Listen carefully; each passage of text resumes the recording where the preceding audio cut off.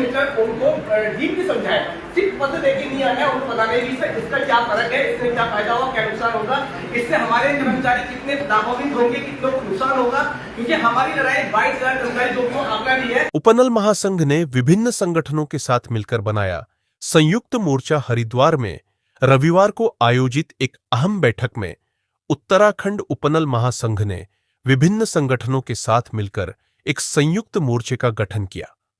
इस मोर्चे का उद्देश्य राज्य के उपनल कर्मचारियों के नियमितीकरण की लड़ाई को एकजुट होकर आगे बढ़ाना है। बैठक में यह स्पष्ट संदेश दिया गया कि अब सभी संगठन एक ही मन से सरकार पर दबाव बनाएंगे और कोर्ट से लेकर सड़क तक संघर्ष करेंगे। बैठक का आयोजन हरिद्वार स्थित सीसीआर भवन में हुआ, जिसमें उपनल महासंघ के आह्वान पर कई संगठनों के प्रतिनिधि और पदाधिकारी शामिल हुए। इनमें उपनल संविदा संघ, वाहन चालक संघ, बिजली विभाग संघ और विद्युत कर्मचारी संगठन इंटक जैसे प्रमुख संगठन मौजूद रहे। सभी ने एक स्वर में यह निर्णय लिया कि अब अलग अलग आवाज उठाने के बजाय एकजुट होकर आंदोलन किया जाएगा। नियमितीकरण को लेकर कोर्ट के आदेश का हवाला बैठक में महासंघ के प्रदेश अध्यक्ष विनोद गोदयाल ने कहा कि वर्ष 2018 में उत्तराखंड हाईकोर्ट ने उपनल कर्मचारियों के हित में एक महत्वपूर्ण आदेश दिया था। अदालत ने स्पष्ट निर्देश दिया था कि सरकार उपनल कर्मियों के नियमितीकरण के लिए नियमावली बनाए और चरणबद्ध तरीके से सभी को नियमित करे। यह आदेश उपनल कर्मचारियों की लंबे समय से चली आ रही मांग को मजबूती देने वाला था।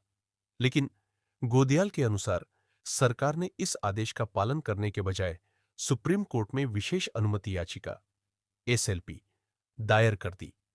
उन्होंने बताया कि यह कदम कर्मचारियों के साथ अन्यायपूर्ण था, क्योंकि सुप्रीम कोर्ट ने भी वर्ष 2024 में सरकार की याचिका को खारिज कर दिया। इसके बावजूद आज तक राज्य सरकार ने इस दिशा में कोई ठोस कार्रवाई नहीं की है। उपनल संविदा संघ के प्रदेश महामंत्री प्रमोद गोसाई ने बैठक में कहा कि सरकार लगातार उपनल कर्मियों की उपेक्षा कर रही है। उनका कहना था कि मुख्यमंत्री पुष्कर सिंह धामी ने मंच से घोषणा की थी कि उपनल कर्मचारियों के नियमितीकरण के लिए नीति बनाई जाएगी, लेकिन हकीकत यह है कि आज तक ऐसा कोई ठोस कदम नहीं उठाया गया। उन्होंने कहा कि कर्मचारी वर्षों से अपनी सेवाएं दे रहे हैं, लेकिन उन्हें न तो नौकरी में स्थायित्व मिल रहा है और न ही समान कार्य के लिए समान वेतन का लाभ। प्रमोद गोसाई ने चेतावनी दी कि अगर सरकार ने जल्द ही ठोस कदम नहीं उठाए तो संयुक्त मोर्चा आंदोलन का रुख और तेज करेगा। हरिद्वार के जिलाध्यक्ष योगेश बड़ोनी ने कहा कि संयुक्त मोर्चा बनने के बाद सभी उपनल कर्मचारी संगठन एक ही प्लेटफॉर्म से लड़ाई लड़ेंगे। उनका कहना था कि पहले आंदोलन बिखरे हुए थे, जिससे सरकार को कर्मचारियों की आवाज को नजरअंदाज करने का मौका मिल जाता था। अब यह एकजुटता सरकार के लिए अनदेखी करना मुश्किल बना देगी। योगेश बड़ोनी ने आगे कहा कि लड़ाई केवल कोर्ट में ही नहीं, बल्कि सड़कों पर भी लड़ी जाएगी। वह बोले कि अब कर्मचारियों की मजबूरी और समस्याओं को लेकर पूरे राज्य में जागरूकता अभियान चलाया जाएगा, ताकि जनता भी इस मुद्दे को समझे और कर्मचारियों के साथ खड़ी हो। बैठक में कई वक्ताओं ने मुख्यमंत्री पुष्कर सिंह धामी की घोषणा पर भी सवाल उठाए। उनका कहना था कि अगर मुख्यमंत्री ने घोषणा की थी तो फिर इतनी देरी क्यों हो रही है। महासंघ के पदाधिकारियों का कहना था कि यह केवल चुनावी वादा बनकर रह गया है, जबकि कर्मचारियों की आजीविका इस पर निर्भर है।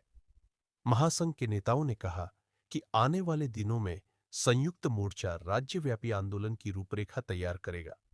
इस आंदोलन में विभिन्न विभागों के उपनल कर्मचारी, संविदा कर्मी और आउटसोर्सिंग कर्मचारी भी शामिल होंगे। कहना है कि अब केवल प्रतीक्षा करने का समय खत्म हो चुका है और कर्मचारियों के धैर्य की भी एक सीमा होती है। बैठक में यह भी तय किया गया कि नियमितीकरण की मांग को लेकर सभी संगठन मिलकर एक ज्ञापन तैयार करेंगे, जिसे मुख्यमंत्री और संबंधित विभागों को सौंपा जाएगा। इसके अलावा कोर्ट में पहले से चल रहे मामलों को मजबूती से लड़ा जाएगा, ताकि कानूनी रूप से भी सरकार पर दबाव बनाया जा सके। इस महत्वपूर्ण बैठक में महासंघ के पदाधिकारी बड़ी संख्या में मौजूद रहे। इनमें प्रदेश अध्यक्ष विनोद गोदयाल, प्रदेश महामंत्री प्रमोद गोसाई, जिलाध्यक्ष योगेश बड़ोनी के साथ साथ बिजली विभाग संघ, वाहन चालक संघ और विद्युत कर्मचारी संगठन इंटक के प्रतिनिधि भी शामिल थे। सभी ने एक स्वर में कहा कि अब कर्मचारियों की आवाज को दबने नहीं दिया जाएगा। बैठक का माहौल जोश और उम्मीद से भरा हुआ था। कर्मचारियों ने नारेबाजी करते हुए सरकार से अपनी मांगें पूरी करने की अपील की। बैठक के अंत में यह संकल्प लिया गया कि चाहे जितना समय लगे, लेकिन नियमितीकरण की लड़ाई को पूरी ताकत के साथ लड़ा जाएगा।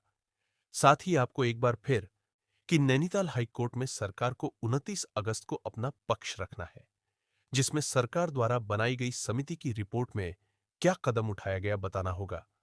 दोस्तों, उम्मीद करते हैं कि आने वाले दिनों में उपनल कर्मचारियों को अच्छी खबर और नियमितीकरण का लाभ मिले। खबर के संबंध में आपकी क्या राय है, हमें कमेंट करें। वीडियो अच्छा लगे तो लाइक, शेयर और चैनल में नए हैं तो सब्सक्राइब करना न भूलिएगा।